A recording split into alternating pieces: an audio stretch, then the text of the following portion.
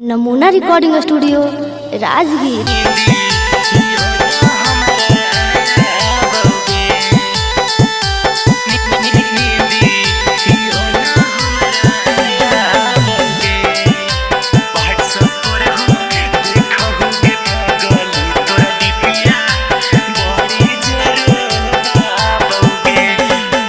ओइना में हम देखहुगे पगली सूरतिया तोहरे नजर आबौगे गे सूरतिया तोहरे नजर आबौगे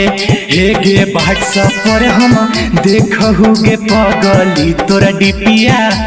बड़ी जेरो बाबौगे हे गे डिपिया बड़ी तोरा रो बाबौगे हे गे रतिया में हम सुतहु करे जावा तनी यो न हमारा आया बौगे हे गे नींदी यो न हमारा आया बौगे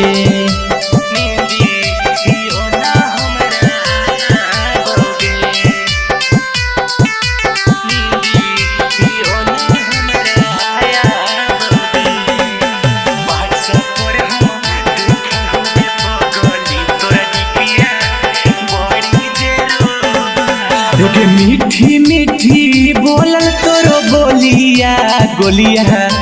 दिलहवा में दागौगे पगली गोलिया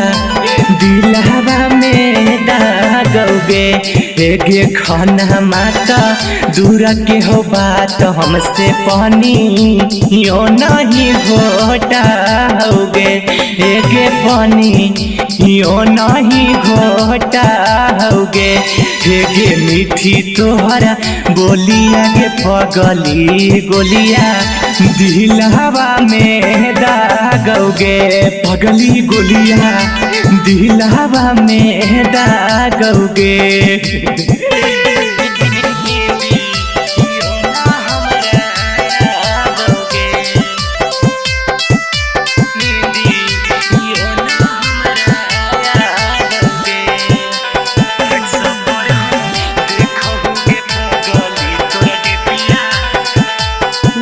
रिकॉर्डिंग स्टूडियो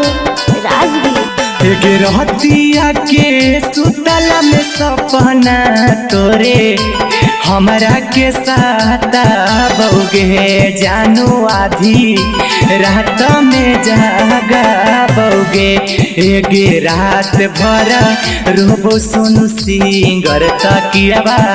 लोरवे से भींजा बौगे जानता कियाबा लोरवे से भींजा बौगे गे ओहिना में हम देखहुगे पगली सूरतिया तोहरे नजर आबौगे गे सूरतिया तोहरे नजर आबौगे। नमूना रिकॉर्डिंग स्टूडियो राजगीर।